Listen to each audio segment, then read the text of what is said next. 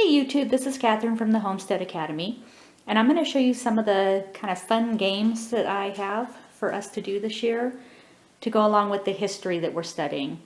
So my ninth grader is just beginning a 2-year world history course. This year we're focusing on ancient history from the beginning all the way up through Middle Ages. And then next year he'll start where we left off and continue on through modern history. Our 12th grader, our senior, she is doing a contemporary world problems, 20th century kind of class.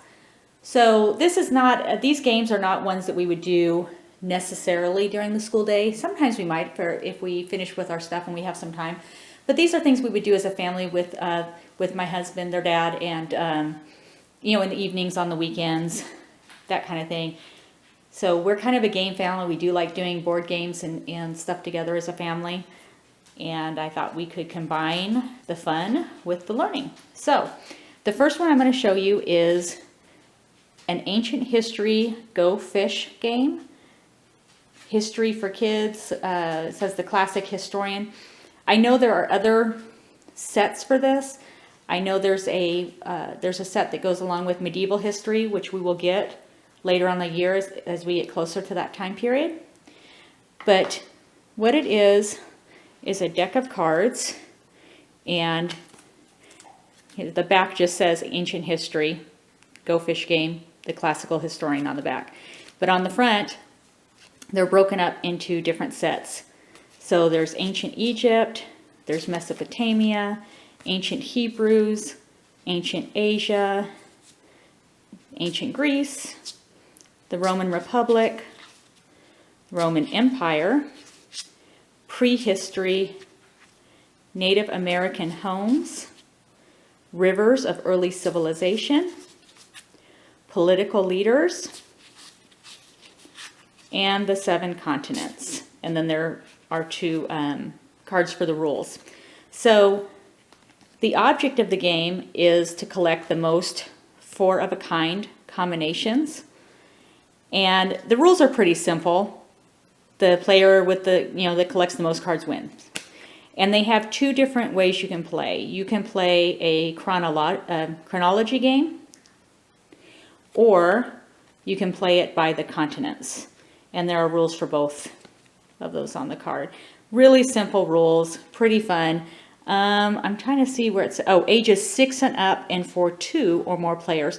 So this is something that my son and I could do just on our own. He and his sister could do on their own, or we could do it, with dad and do all of us. So a lot of different opportunities for us to play this one, and 48 cards in this deck. So yeah, I think this is going to be a good one for us. I think I'm looking forward to that. The next one I'm going to show you is called Timeline. And this is another game that comes in different categories. I know there's one on inventors. There's one on, I don't know if it has back here, if it says them. There's a lot of different sets of these. But this is for ages 8 and up, 2 to 8 players. Takes about 15 minutes to play the game. One of my best friends is a history teacher for the Department of Defense on a military base over in Germany.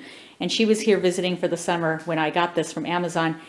And she and I played it a lot and had a blast playing it. So, and we both learned, we're both pretty big history buffs, but we both learned some things while we were playing the game. So anyway, it comes in this little tin box, has the instructions, and it has these little, how cute are these little cards? Aren't they cute? So there's a bunch of cards. They're not in 2 separate decks. It's all one fat deck of cards. So on the front of all of the cards has a different event in history. I will get that card that fell in a little bit here. So it goes all the way from the very beginning, and half of these are all turned around. I guess the grown-ups that were playing didn't put them back right. So on the front it has the event, And then on the back, it has the event, but it has the year. Okay, there you go. It has the year that that event happened. So each player gets a certain number of cards, and you can decide. I think we didn't pay attention to the rules. We just picked out 7 cards each. And, random, you randomly deal 7 cards. And one player goes first, and they place a card. So I have the bombing of Hiroshima. So I put that down, and I'm going to put it down. I turn it over, 1945. And now it's the other person's turn. And they have the invention of the shopping cart. Now, you're not allowed to look on the back of it to see the date. You have to guess, did the invention of the shopping cart happen before or after 1945? So I'm going to say that it happened before, and so on the table, I would put this down before. And then it's the next person's turn. And they have Black Thursday, Wall Street crashes. Okay, again, they don't look at the card, and they say, okay, did this happen before? I'm running out of space here, let me put this. Did this happen before the invention of the shopping cart? After 1945? Oh, here, I can turn this over. Before 1937, after 1937, but before 1945? Or did it happen after 1945? So I happen to know that Black Thursday was in 1929, so I would put it over here. I would then turn it over to see if I was right. I am right, and then it's the next person's turn. Now, some of them are going to be some of them are going to be really easy. Like, I think there's one here that says, like, the earth was formed or something like that. And so obviously that's going to go here's one. Dinosaurs become extinct. So if this is your timeline so far, and you have dinosaurs become extinct in your hand, obviously that's a pretty easy card to place in the timeline. And it would go here. So at the end of the round, however many cards that you're playing, whoever goes out first is the winner. If you place a card incorrectly, you guess the time frame wrong and you put it in the wrong spot on your little timeline, then you have to then take another card from the deck. And that's how it keeps it going for a little bit longer, depending on how knowledgeable you are on the time periods of history.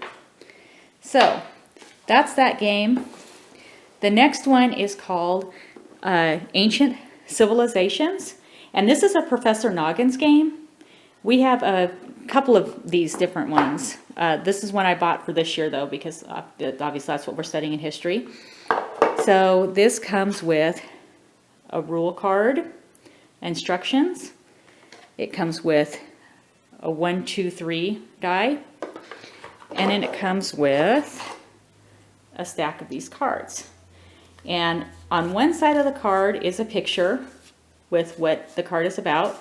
So clothing, the Nile River, Mayans, gladiators, Pompeii, ancient Greece, ancient Japan, Incas, ancient China. On the other side are questions. And these are broken up into 2 different sets. There's a set of 3 easy questions, and there's a set of 3 difficult questions. And then the answers are right here. So you play this game. You all decide, first of all, are you going to play the easy side or the easy version, or are you going to play the harder version? And then you put all the cards in a pile, picture side up. You roll the die to determine who goes first. And the player picks up the top card on the pile, holds it up so everyone can see the picture side of the card. Player 1 then rolls the die, and the number on the die determines the question that the card holder asks from the card. And he turns to the player on his right, player 2, and asks the question, whether it's from the hard or the easy, and whether the die's been rolled on a 1, 2, or 3. So and you answer, and the rules are really, really simple. The variation of this game is if you are playing with older kids and younger kids, you can decide ahead of time that you know, the parents or the older kids will always play the hard questions, and the younger kids will always get the easy questions, and that makes it just a little bit more fair and suited for the age group. So anyway, this is a really cool game, very easy instructions, and it is for players ages 7 and up. And I don't see on here where it says how many players can play. Let me see here. 2 to 8 players for that game. So that's that. And then the last one I'm going to show you is called Geodice. This one we haven't played yet. I've never played one of these Geo games before. They come by the company Geo Toys. So the box comes with this foldable map. On one side it says, let's see if I can, countries, Geodice, and on the other side it has capitals with it doesn't have the countries listed, it has the capitals, and then on this side it has the countries but not the capitals. So this game is for ages 6 and up, and it is for how many players? It does not say on the outside of the box. You know, didn't games always used to say like the ages and then how many people on the outside? Okay, so inside the box there is a little instruction pamphlet, the rules on how to play, and again, this is a really easy game because it is for ages 6 and up, so it's an easy game to play, but I think you'll learn a lot about matching the countries and capitals together. So each player rolls all 5 of the letter dice, and it comes with this little bag. It has 5 letter dice, and then it has a country die and a capital one.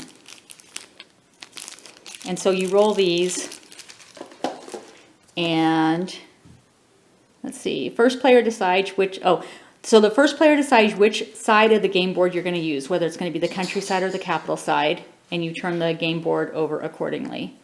And then the first player throws all 7 of those dice, and then turns over the timer, which is also included. Players have until the time runs out to write the names of countries and capitals that meet the following conditions. And it comes with this pad of paper that has a place for you to put the players' names, and then 5 rounds, and then the total for you to write the total points. So, okay, so they write out the names of the countries and capitals that meet the following conditions. The countries and capitals must be in the continents that are shown on the continent die. The countries and capitals must begin with one of the letters from the letter die. And then if a happy face is rolled, then each player can use this symbol for any one letter of their choice. And so on some of the dice, there's like a little happy face. When the timer runs out, players total how many countries and capitals they have written down. Players get 1 point for each country or capital named, and the score is kept on the scorecard. That guy right there. Any disputes, questions can be settled by referring to the country capital list that is on page 3 to 6. So it lists all the countries and all the capitals that are in the game, and they come from Africa, Asia and Oceania, Europe, and the Americas. So it says here, variations to make the game easier for beginning players. You can try the following rule variations. You can allow players to refer to the country or capital list while being timed, and then identify countries on the map, or you can turn the timer over twice to allow for more time. So that is that game, and you know what? I am not seeing anywhere here that says how many players. There are, on the score sheet, there's a room for 4 players, but I'm guessing if you're just racing each other to see how fast you can match up countries and capitals and all that, I don't see that there should be a limit on how many players.